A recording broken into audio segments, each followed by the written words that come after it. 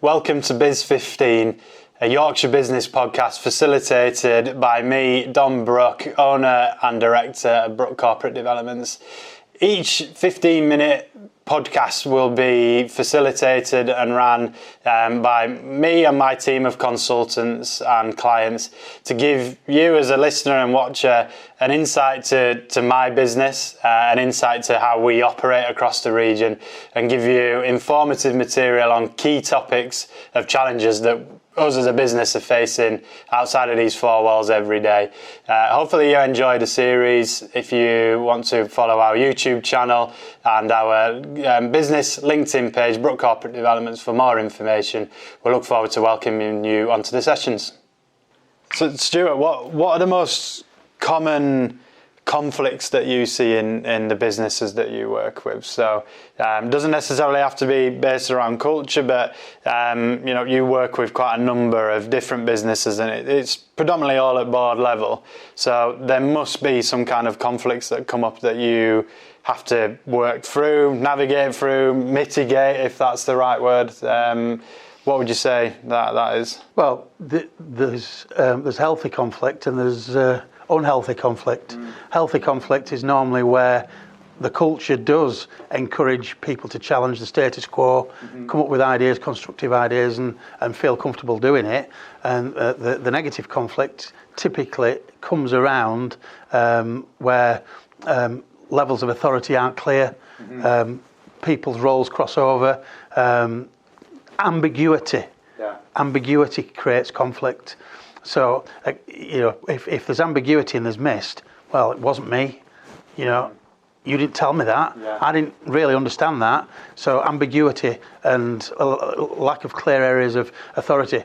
I mentioned about responsibility earlier. It's all right making somebody responsible for something, but if you don't give them an equal level of authority to be able to carry that out, then it creates conflict. Yeah, of course, yeah. So it's about decisions and making decisions with that level of authority. And would you say that that's kind of across all industries, or would you say there's certain conflicts that come about through communication styles in, say, manufacturing sector, all the way through to the conflicts that may come about from a recruitment client would be different to what it would be per manufacturing? I think so. In manufacturing, we still have, and I don't know whether it'll ever go away, but we do have, a typical factory scenario where you've got your office team, the management, and you've got the manufacturing team, the production team, and that's a management issue, that's a production issue, and passing the buck over to someone else. And conflict that comes around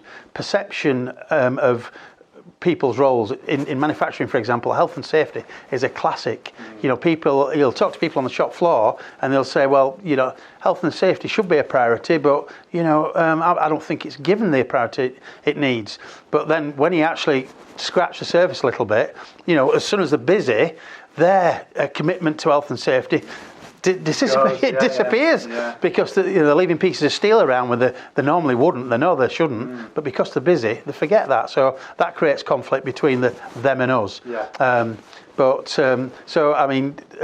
Only yesterday, into a manufacturing engineering environment, just to reiterate where the business is going, but to the whole team, because it's all right for them, but giving people some reassurance of saying, right, we have got an end game, an end goal, and we need people to be on board on that. So your opinions are important, and we won't challenge them unless we need to challenge them because it's not good for the business. But so it's interesting you've got to do it. You've actually got to go down and bring people together in a positive conflict environment. And I guess it's similar for you, Andrew. You've come from corporate banking, recruitment as well. You probably would have seen and done it all from your roles. Yeah, and for me, from whenever I've led a team, I've always, from day one, established that I'm happy to hear people's opinions. But always with the caveat that I might not always be able to implement it. But if we can't, then I'll explain to you why. Which it could be, certainly from the compliance roles that I've done. Sometimes things have to be done a certain way. Yeah, absolutely. But I've always believed that if people understand one, where you're striving to get to, and secondly, why certain things can't happen or how things are going, then they're far more likely to accept it and not be put off from coming forward with an opinion again.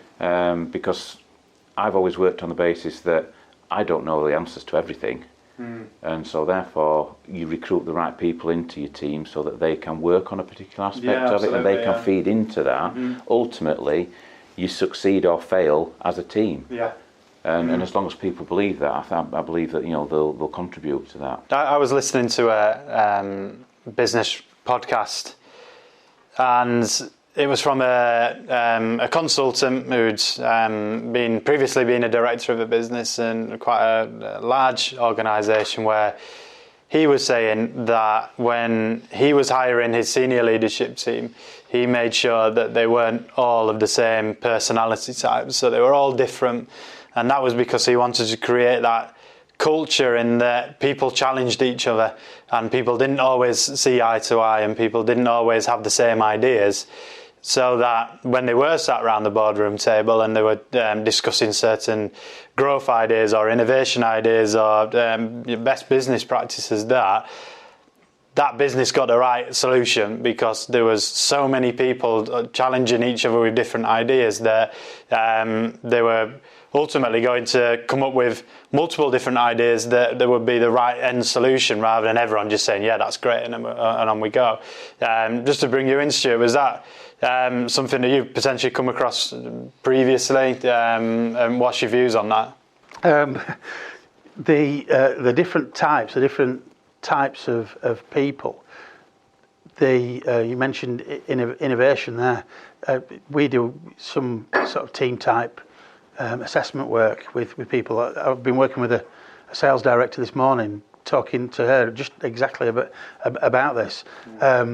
Innovation, for example, when you do assessments on personality types, team types, more to the point, you don't find high-scoring, innovative people. You don't find them. So when you find them, it's really important that you use them properly, because we're not all brilliant at coming up with ideas. Some of us are good at implementing them. Some of us are good at sort of doing the actual hard work to make it happen.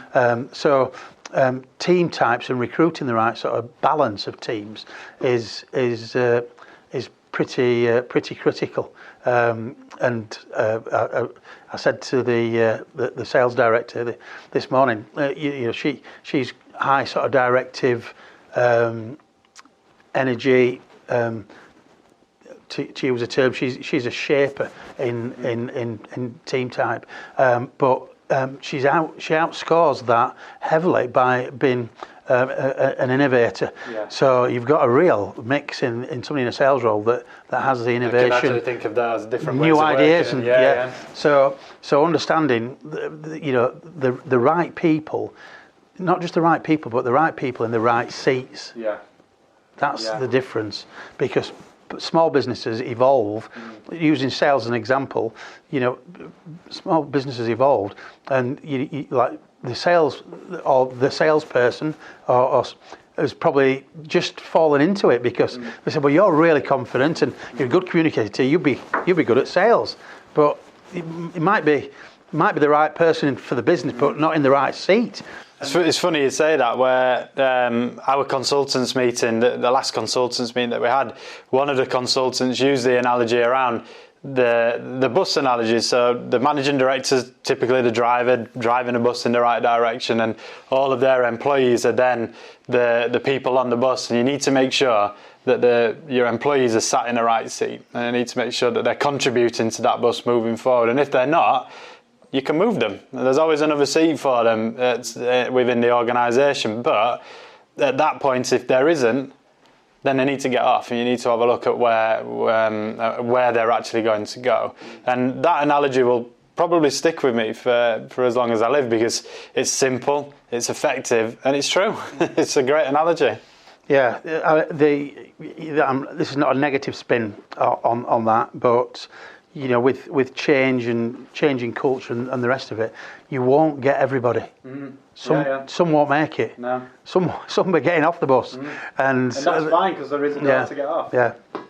Thanks for tuning in to Biz 15. Hopefully you found it informative. We will be running weekly sessions. Stay tuned for more information. Follow our YouTube channel and our business page on LinkedIn, Brook Corporate Developments, and hopefully we will see you soon.